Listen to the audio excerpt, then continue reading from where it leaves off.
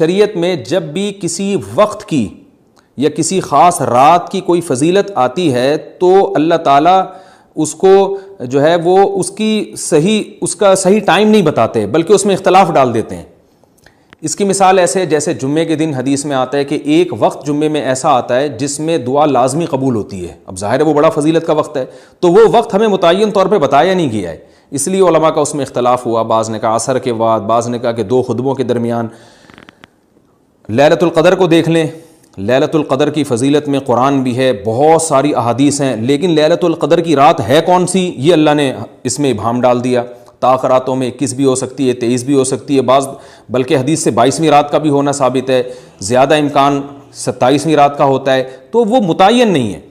علماء نے یہ بیان کیا اگر لیلۃ القدر کو متعین طور پہ بیان کر دیا جاتا ہے نا کہ یہی لیلۃ القدر ہے، تو بہت ساری اس میں جو ہے نا حکمتیں فوت ہو جاتی، جن میں ایک یہ بھی کہ اس رات میں جہاں عبادت کا ثواب بہت ہے، گناہ کا عذاب بھی بہت ہے۔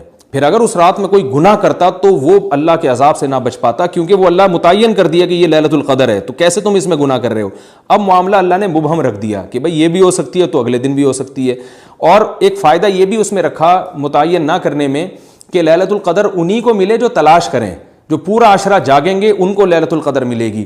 اگر اللہ اسپیسیفک دن بتا دیتا کہ 21ویں ہے، 23ویں ہے یا 25ویں ہے یا 22ویں ہے تو بہت سارے لوگوں کو لیلۃ القدر مل جاتی۔ تو اللہ نے جو مبہم رکھا ہے نا، تو ایک رات کی فضیلت اللہ نے بڑھا دی مگر اس کی تعیین میں ابہام پیدا کر دیا تاکہ جو پورا عشرہ جاگے گا اسی کو لیلۃ القدر ملے گی، اس کے علاوہ ہر آدمی کو نہ ملے۔ وہ ایک اللہ کی ایک حکمت ہو سکتی ہے اس میں۔